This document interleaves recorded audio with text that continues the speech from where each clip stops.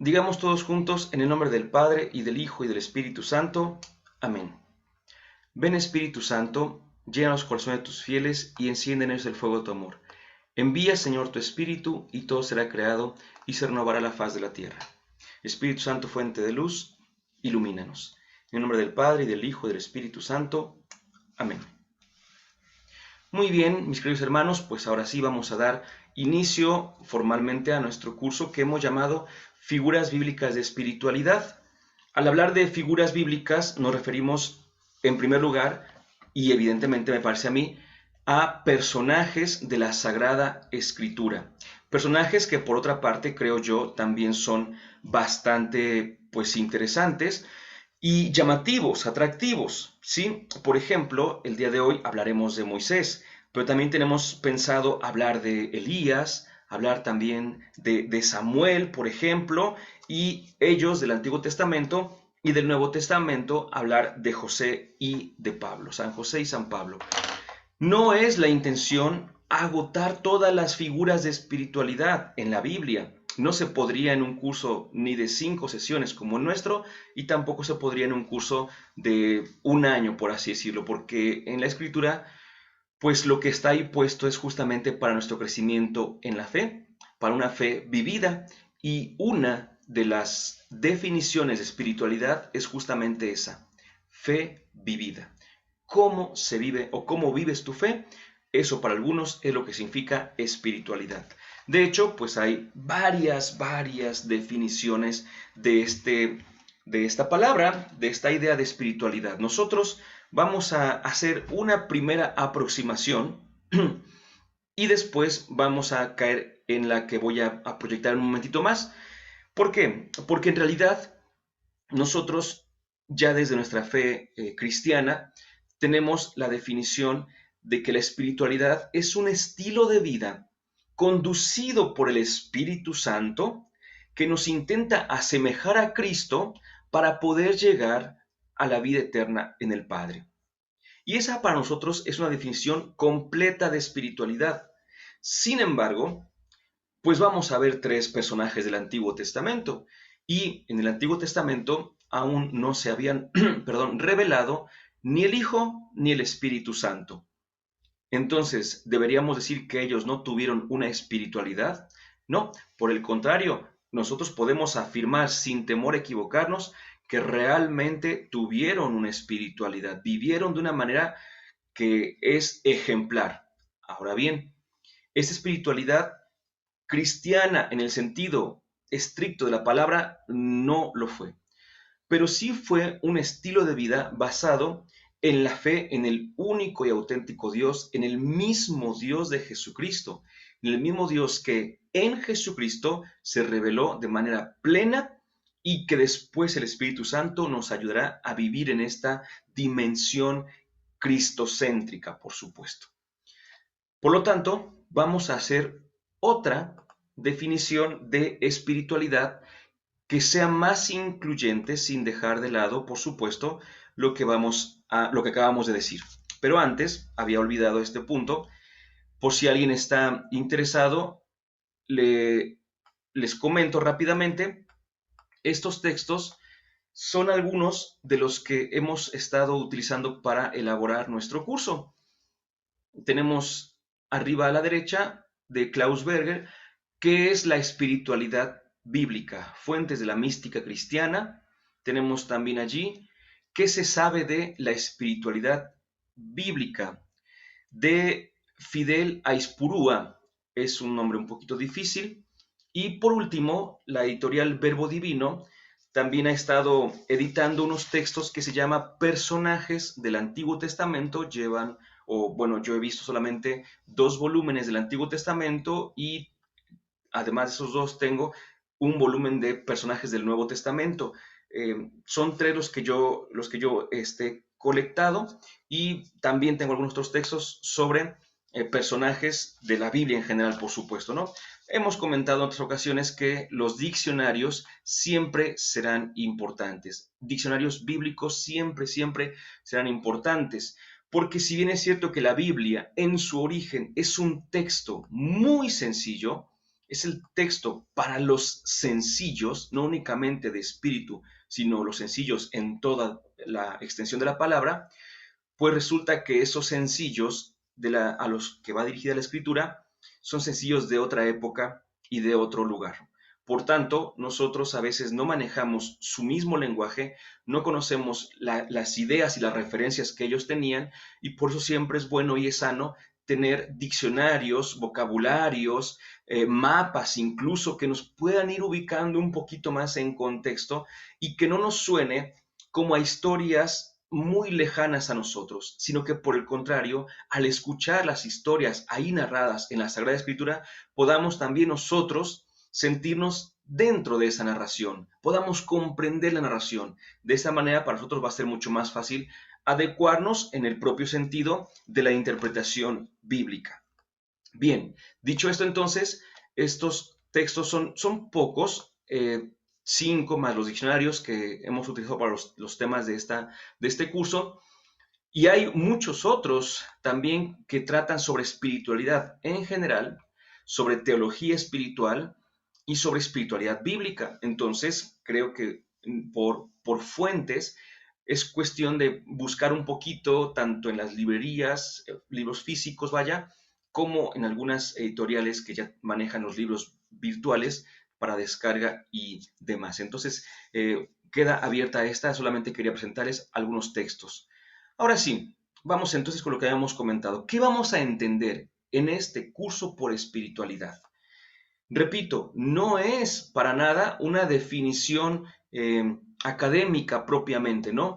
Sino que vamos a dejar una definición muy amplia para que después, al ir aterrizando por personajes, entendamos mejor a qué se refiere esta definición. Y fíjense nada más, quiero definir a la espiritualidad de esta forma tan sencilla, repito, puede parecer simplista, podría parecerlo, pero le voy a definir de esta manera: docilidad a la voluntad de Dios. Esa va a ser espiritualidad.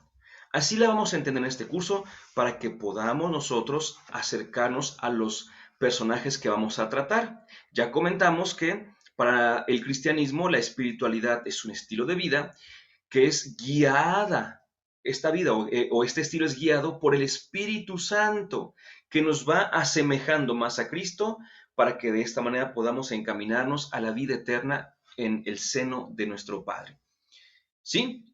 Así podemos definirla cristianamente, pero entonces las figuras, los personajes del Antiguo Testamento podrían quedar un poco excluidos porque ellos no conocieron al Espíritu Santo ni conocieron a Jesucristo. Solamente conocieron a Dios Padre, y pareciera muy poco, ¿no? Pero en realidad, para el tiempo en el que ellos estaban, conocer como conocieron, tratar con Dios como trataron ellos, fue de verdad una cosa impresionante, impresionante. Por eso quisimos, pues de alguna manera, reducir esta definición a docilidad a la voluntad de Dios, pero que tampoco dejemos de una vez de lado, que no dejemos de lado las siguientes ideas y características, claro, que están presentes al decir docilidad a la voluntad de Dios. Por ejemplo, tiene que estar presente la idea de la sensibilidad. Si alguien en un momento en el que Dios no se ha revelado al 100%, porque Dios se reveló al 100% en Cristo Jesús, en un momento en el que Dios nos ha revelado al 100%, puede ser dócil a la voluntad del Dios eterno, es porque tiene una sensibilidad para las cosas de Dios muy alta. Una sensibilidad. También, además de ser sensible a esta presencia de Dios, a la voluntad de Dios, también es una persona que sabe escuchar. Ya desde aquí vamos viendo características que de alguna manera tendremos que ir cultivando en nosotros, quizá descubriendo, porque a veces no sabemos que ya tenemos esas características y por todos los medios queremos como que nos lleguen. Voy a poner un ejemplo, permítanme, pues muy sencillo creo yo, pero que me parece me puede ayudar a decirles esto que estoy tratando de compartirles en este justo momento. Vi un curso que había en una página de internet y me quise inscribir. Llené los datos necesarios, le puse inscribir y decía que me iba a llegar un correo. Entonces, generalmente cuando alguien se suscribe de esta manera, pues es en automático la respuesta y pues la información viaja muy rápido, ¿no? Entonces le di inscribir y no me aparecía ningún correo. Busqué en el correo, en la bandeja de entrada, vaya, busqué en los correos no deseados, busqué en todas las partes que podía y no me llegaba nada. Entonces, no me llegaba y no me llegaba y lo que hice fue, dije, pues voy a volver a inscribirme y volví a llenar todos los datos y volví a poner mi correo y volví a darle inscribir y en ese momento me apareció una nota ahí, una información que me decía es la segunda vez que se suscribe este correo. Verifique su bandeja de entrada. Y entonces yo pensaba por un momento, ¿no? Ya fui a ver la bandeja y no hay nada. Me fui a la bandeja y ahí estaba ya el mensaje. ¿Qué quiero decir con este ejemplo? Que a veces nosotros estamos quizá ansiosos por ser sensibles a la voluntad de Dios y decimos, Señor, dame sensibilidad. Y estamos como que mandando el requerimiento para que Dios nos mande la sensibilidad y a lo mejor Dios está diciéndonos, ya te la mandé. Búscala en tu vida, ya la tienes, ya no necesitas que te la mande otra vez, ya estás suscrito. Busca en tu bandeja de entrada, ¿no? Sea cual sea tu bandeja de entrada, tu corazón, tu cabecita, tu familia, porque tu bandeja de entrada es increíblemente grande, no es solamente tú, ni lo que tú crees en ti, en tu cabecita, ¿verdad? Sino somos una cosa enorme. Y a lo mejor ahí está ya lo que hemos pedido, por así decirlo, y que es sano pedirlo, y a lo mejor ya ahí está y no nos hemos dado cuenta. Entonces, por eso decía que a lo mejor es cuestión de, les decía yo, pues de sembrar cada una de esas características o de descubrirlas en nosotros. A eso me refería desde un principio, o a eso me quería referir antes de empezar con el ejemplo. Dicho esto, ya estaba en la segunda, entonces les decía que los personajes que vamos a hablar, vamos a ver que eran sensibles a la presencia de Dios. Sabían escuchar. Escuchar eh, tiene que ver, está emparentado con la tercera característica que es la obediencia. Eh, por ejemplo, desde Abraham se habla de la obediencia de la fe y obediencia viene de audire, escuchar, ¿sí? La obediencia, ¿quién puede obedecer? Únicamente el que puede escuchar. Quien no escucha no puede obedecer. Si alguien, voy a usar estas palabras, no estoy denigrando nada en absoluto, ¿no? Pero si alguien te manda a hacer algo y tú lo escuchas, bueno, pues ya decides si lo haces o no, pero si te lo mandes porque seguramente estará a tu cargo, bueno, tú estarás a su cargo y esta persona entonces te puede decir que hagas tal o cual cosa. Pero estás escuchando y puedes hacer lo que te está diciendo, lo que te está pidiendo. En cambio, si tuviéramos unos tapones, si tuviéramos algo que nos impidiera oír, si no podemos oír, no podemos obedecer. Necesitamos aprender a escuchar para poder obedecer. Si no escuchamos a Dios, no lo vamos a obedecer jamás, pues obviamente no vamos a conocer cuál es su voluntad y menos vamos a poder vivirla. Esto es increíblemente interesante porque debo decirles algo, una de las grandes calamidades de nosotros los cristianos es que a veces jugamos a poner en labios de Dios nuestras palabras, nuestras ideas, nuestras creencias. Y entonces decimos, es que yo creo que Dios me está diciendo esto, cuando en realidad somos nosotros mismos los que estamos poniendo en la boca de Dios alguna palabra, alguna idea que evidentemente no tiene que ir por ahí. Por eso hay que tener un corazón limpio, un corazón que sepa escuchar, como dice Salomón, ¿verdad? En aquella gran petición, cuando Dios le dice a Salomón, Salomón, pídeme lo que quieras. Primer libro de los Reyes 3:9, pídeme lo que quieras. Y Salomón le pidió un corazón que supiera escuchar. Ya después, por extensión, sabemos que es un corazón que sepa juzgar o un corazón sabio, pero tal cual, la Biblia dice un corazón que sepa escuchar, porque si no sabemos escuchar, no podemos obedecer. Pues si escucho y obedezco, obviamente me pongo en acción, ¿verdad? El Señor siempre nos pide en ese sentido algo muy concreto. Pero cuando digo muy concreto tampoco es tan específico, ¿no? A veces el Señor nos dice ama. Y eso es lo más concreto que nos va a decir.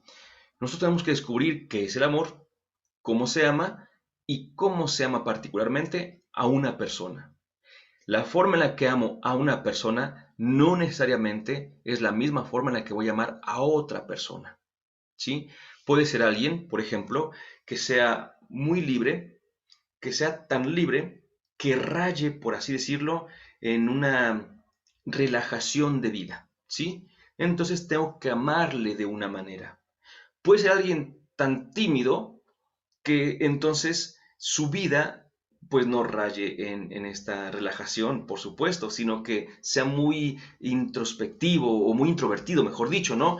Entonces tengo que amarle de otra manera, porque amar, a final de cuentas, redunda en corregir, ¿sí? Amar más que aceptar tiene el acento en corregir. Nosotros hemos ido mucho por la parte de aceptar. El que ama, acepta. Pero yo les puedo preguntar, ¿quién es quien más nos ha amado? Diremos que Jesucristo, por supuesto, ¿no? Y no creo que haya ningún inconveniente en decir que Jesús es el que nos amó hasta el extremo, por supuesto, el que dice, nadie tiene mayor amor que el que da la vida por sus amigos. Y Él dio la vida por nosotros, por nuestros pecados, sufrió lo que sufrió, decimos.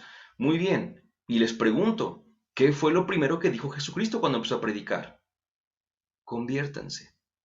Lo primero que dijo Jesucristo fue, conviértanse. Trató de corregir nuestros caminos. Sí, claro, nos acepta, pero nos pide que nos convirtamos. Entonces, por eso digo que el acento del amor, más que en la aceptación, está en la corrección. Porque a veces nosotros, por irnos mucho por ese lado de la aceptación, hemos permitido cosas que en lugar de hacerle bien a nuestros hermanos, les están haciendo un daño. Por eso debemos tener mucho cuidado porque a veces es que ahí va la tentación también, por supuesto, ¿no? Y es un punto en el tema de la espiritualidad, la tentación es un tema que se tiene que tratar, por supuesto. Entonces decíamos, bueno, la obediencia me lleva a una acción y la acción redunda en lo que vamos a llamar, y lo que decíamos al principio, fe vivida. Una fe que se vive. No es una fe que se habla nada más, que es necesario, lo decíamos al principio, es necesaria la fe que se comprenda, pero también es una fe que se pueda vivir.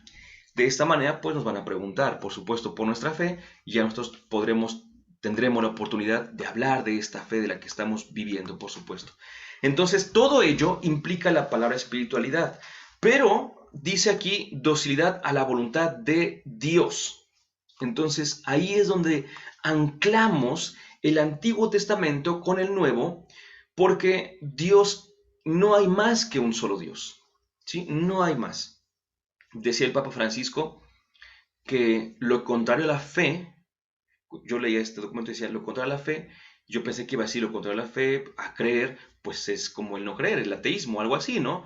La incredulidad o la increencia. Y no, decía el Papa Francisco, lo contrario de la fe es la idolatría, ¿sí? En la escritura muchas veces lo contrario de la fe es la idolatría. No, no es que no creas en Dios, sino que crees en muchos dioses.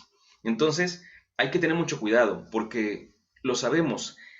Yo creo que a final de cuentas podríamos nosotros también reducir, de una manera ya muy, muy trabajada, por supuesto, pero podríamos reducir la idolatría a soberbia. ¿Y cómo puede decir uno? ¿Cómo puede ser que la idolatría sea soberbia? Sí, porque mira, vamos a entenderlo. Idolatría no es que existan muchos dioses, sino que tú crees en muchos dioses. Ah, ok. Y si tú crees en muchos dioses, esos dioses no tienen existencia real, solamente tienen una existencia en tu mente. Es decir, son ideas tuyas. ¿Qué es la idolatría? Adorar ideas tuyas. Por eso les digo que es soberbia, ¿verdad? Entonces, imagínate llegar al punto de que adoras tus ideas, pues vaya, que si no será una soberbia increíble, ¿verdad? La idolatría tiene esa parte, ¿no? Por así decirlo. Por eso, cuando hablamos de la voluntad de Dios, es la voluntad, lo puedo decir aquí, del Dios revelado por Cristo. del Dios que, insisto, en Cristo encuentra su plenitud. Vamos a ver incluso que en algunos de los textos que manejemos, algunos de los personajes que manejemos, no tenían, obviamente, del Antiguo Testamento la plenitud de la revelación. Por eso había cosas en su forma de ver a Dios que después también fueron justamente corregidas por Cristo. ¿Sí? Creer en un Dios de una manera. Miren, a ver, el Dios del Antiguo Testamento es exactamente el mismo Dios del Nuevo Testamento. El mismo. No son dos. Decir que son dos es herejía. Que hay por una parte el Dios del Antiguo Testamento, que es bárbaro, que es cruel, que es esto, y por otra el Dios del Nuevo Testamento, que es misericordioso. No, no, no, es el mismo Dios. Y entonces, ¿por qué son tan diferentes? No, no es que el Dios del Antiguo sea muy diferente al Dios del Nuevo, sino la comprensión de Dios en el Antiguo Testamento se comprendía de una manera y así se hablaba. Ahora en el Antiguo Testamento se comprende de otra. Pero es el mismo Dios, el único Dios, de hecho, no hay más dioses, ¿no? Entonces, que podamos también tomar eso en cuenta cuando decimos que la espiritualidad, aquí la vamos a entender como docilidad a la voluntad de Dios. Muy bien, entremos entonces porque tenemos nuestra primera figura bíblica y con su espiritualidad. Y esta figura es la de Moisés. Para los judíos, Moisés es un personaje impresionante. Impresionante. Quedó como el legislador, por supuesto, del pueblo judío.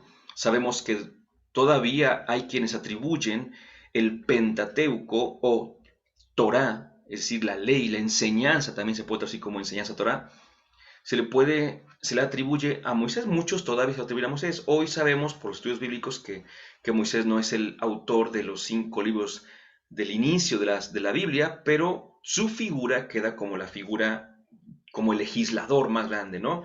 No es poca cosa, porque recordamos que nosotros hablamos de dos, voy a tratar de hacerlo rápido, dos testamentos, antiguo y nuevo. Pero en realidad la palabra testamento, más que traducirse así, debería traducirse como alianza. Y más que antiguo, se debería traducir como primera alianza. 46 libros nos van a contextualizar no el Antiguo Testamento, porque lo entendemos y puede que no nos diga nada, sino van a contextualizar la primera alianza. Y 27 libros del Nuevo Testamento van a contextualizar la segunda y definitiva alianza. No habrá otra alianza que haga Dios con nosotros, con el género humano. Solamente hizo dos, y de estas dos, la segunda, la de Cristo, es la segunda y definitiva alianza. No hay más. Y la primera, pues él la quiso con Moisés. Por eso es que les digo que no es poca cosa la figura de Moisés, porque con él se llevó a cabo la primera y enorme alianza. Es cierto, Dios había hecho pactos previos, pero la alianza como tal con Moisés. ¿Quién era Moisés? Rápidamente, algunas características de este gran personaje del Antiguo Testamento, de los primeros libros de la Biblia, pero que es mencionado incluso en otros textos, por supuesto. A Moisés lo encontramos directamente en el libro del Éxodo. A partir de los primeros capítulos, después de que en el capítulo 1 se ha mencionado que el pueblo estaba prisionero, en el capítulo 2 se menciona ya la figura de Moisés, y en el capítulo 3 es cuando se menciona ya la vocación de Moisés, por primera vez, porque de hecho el libro del Éxodo nos cuenta dos vocaciones de Moisés, pero una de las más conocidas es justamente la del capítulo 3. Pero vamos por partes. Moisés significa, tiene, ¿cómo decirlo? Tiene, su nombre puede ser traducido de muchas maneras. En egipcio puede ser traducido como el hijo del dios Mo, pero la traducción más usual que tenemos nosotros es la de Moisés como el sacado de las aguas. Lo dice la misma Biblia, de hecho, ¿no? Que le pondrán por nombre Moisés porque fue sacado de las aguas. En hebreo, el nombre Moshe suena justamente a sacado de las aguas. La fonética, vaya, del nombre de Moisés es exactamente, tiene todo que ver con el nombre de sacado de las aguas, y por eso esa fonética es la que dice, le vamos a poner así porque fue sacado de las aguas. Pero justamente es un hombre que también tiene una revelación ya, porque se ha dicho que así como Moisés fue sacado, también él a su vez se volverá en alguien que saque a sus hermanos, no de las aguas, sino de la esclavitud. Y eso es impresionante porque nos vamos dando cuenta cómo desde un aspecto espiritual nos empieza a pegar de lleno. Primero, nuestro nombre, porque el nombre siempre, para los judíos el nombre implica una misión. Entonces no era cosa de ponerle cualquier nombrecillo por ahí, ¿no? Evidentemente que nosotros, por una parte, fuimos muchas veces nombrados, a lo mejor por un familiar, es decir, por un tío, una abuela, un abuelo que se llamaba así, y nuestros padres quisieron extender el nombre para con nosotros. A lo mejor por el santoral, también nos llega a pasar, ¿verdad? Que hubo gente que por el santoral le pusieron su nombre, pero a veces también porque nos gusta el nombre y ya, pero no nos damos a la tarea de buscar a veces nombres realmente cristianos. Ya es lo que nuestra iglesia nos invita a que pongamos a nuestros hijos nombres realmente cristianos y que pues también impliquen algo de lo que quisiéramos para nuestro hijo en la vida, ¿no? En ese sentido, repito, es muy diferente la manera de nombrar. En este caso, Moisés significa sacado de las aguas, de esta etimología popular, y es porque también le está llamado a sacar a su pueblo, a sus hermanos, de la esclavitud. Sabemos que Moisés nació en época difícil, en época de esclavitud, en época donde los hijos varones eran asesinados, pero por una trampa, por así decirlo, por una acción de su madre, pues pudo sobrevivir para empezar y pudo pasar la primera parte de su vida en Egipto, justamente con los que esclavizaban, es con quienes vivió un largo periodo de tiempo y en este periodo pues él nunca se sintió, y eso es importante, nunca se sintió egipcio. Podía hablar como ellos, podía vivir donde ellos vivían, pero su complexión, su forma de ver, su mismo cabello, el tono de su piel, todo gritaba que él no pertenecía allí.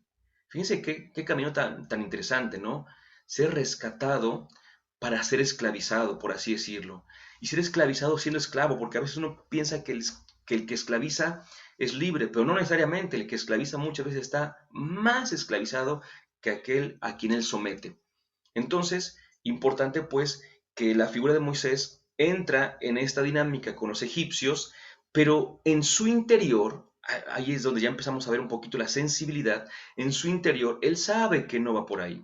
Recordamos también rápidamente un aspecto de su vida, que es cuando ve que están humillando a unos hermanos y entonces lo defiende, pero al defenderlo mata a quien estaba golpeando a su hermano, que era su hermano, pues me refiero a un israelita, y mata a un egipcio, ¿no?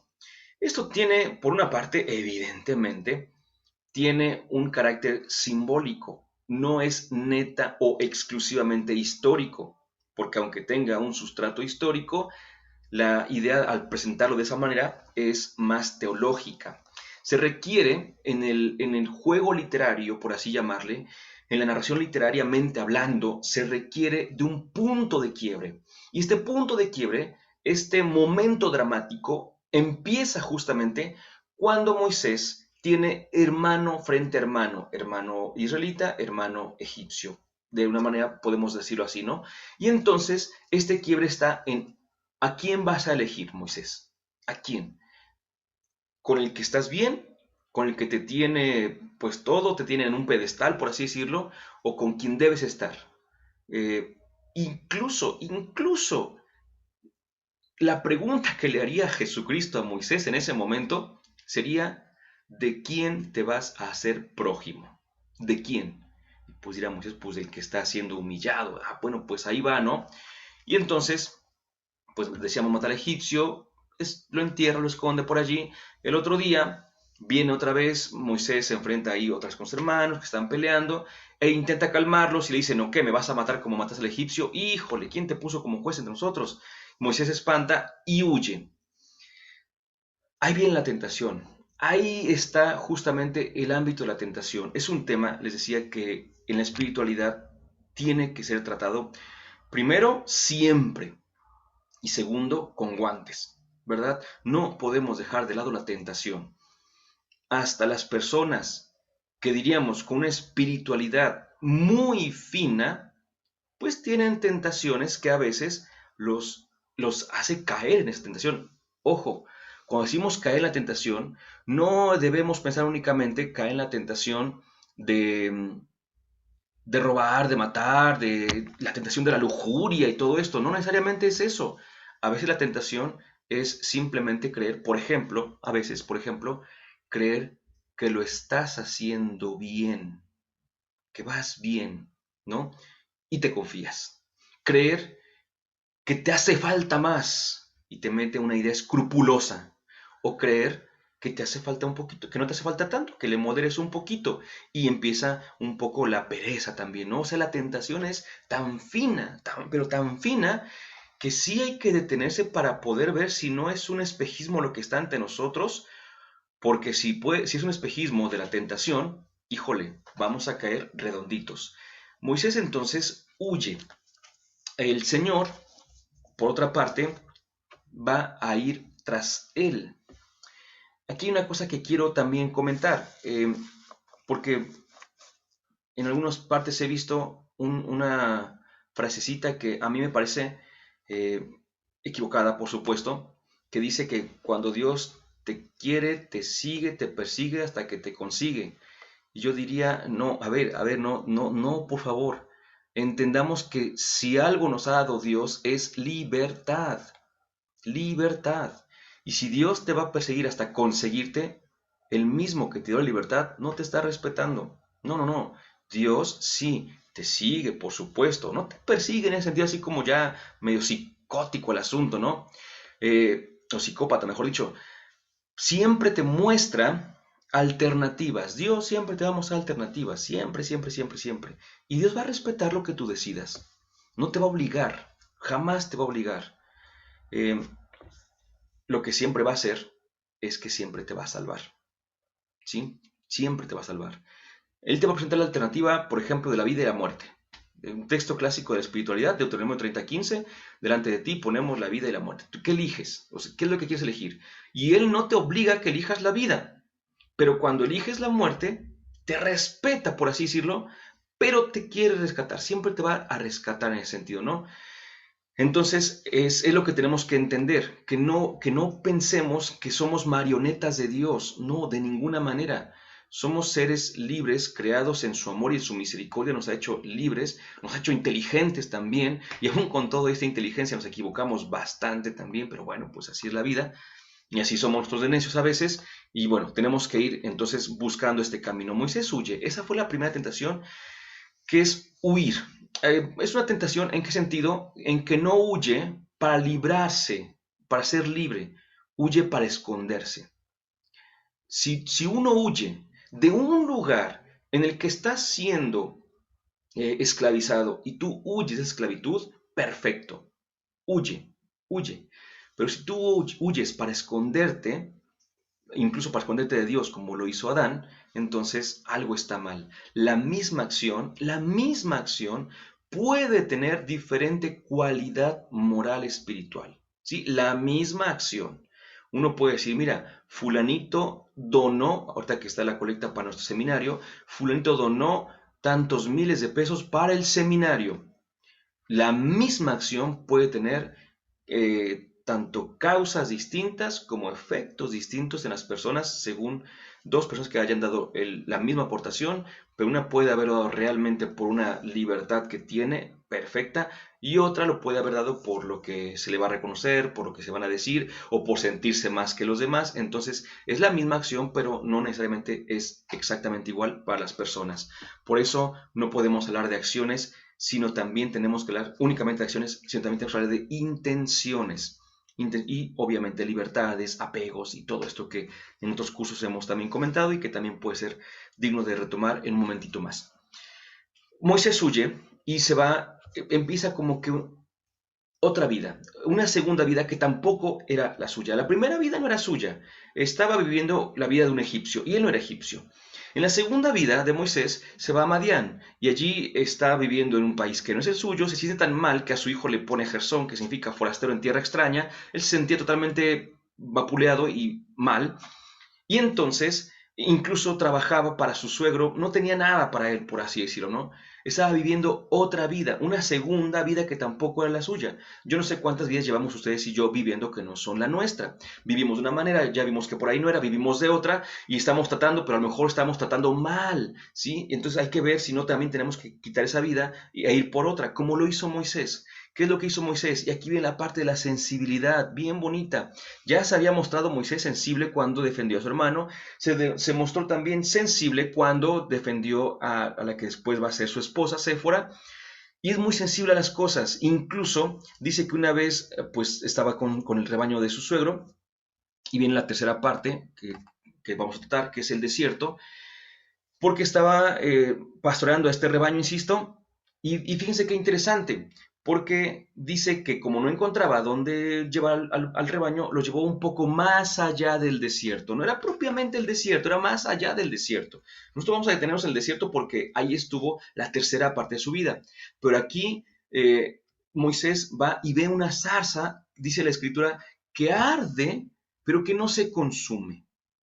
Aquí la cuestión es la siguiente. En aquellos lugares semidesérticos a desérticos, las zarzas, estos matorralillos, quemándose, eran de lo más natural. Era totalmente común ver ese tipo de matorrales ardiendo. Pero si Moisés se dio cuenta que era una zarza que ardía y no se consumía, entonces lo que Moisés invirtió fue tiempo, curiosidad, diríamos, pero como estamos comentando, sensibilidad. Ante una situación ordinaria, Moisés puede encontrar lo extraordinario que no se consume. Por eso en la iglesia después se ha visto en este fuego el fuego del Espíritu, porque el fuego del Espíritu Santo es un fuego que inunda, que enciende a la persona, pero no lo consume. Cuando un servidor en la iglesia está haciendo mucho, pero se está desgastando, no es el fuego del Espíritu, porque el fuego del Espíritu no consume, no desgasta, da vida. Se queda Moisés aquí y aquí es donde empieza justamente su travesía. Eh, Esto lo escuché y me gustó mucho. Bueno, no lo escuché así, pero era la idea. La espiritualidad del desierto para Moisés empezó en un encuentro en la zarza y terminó en una alianza en el Sinaí. Moisés y la espiritualidad del desierto. Pero eso lo vamos a ver para la siguiente semana.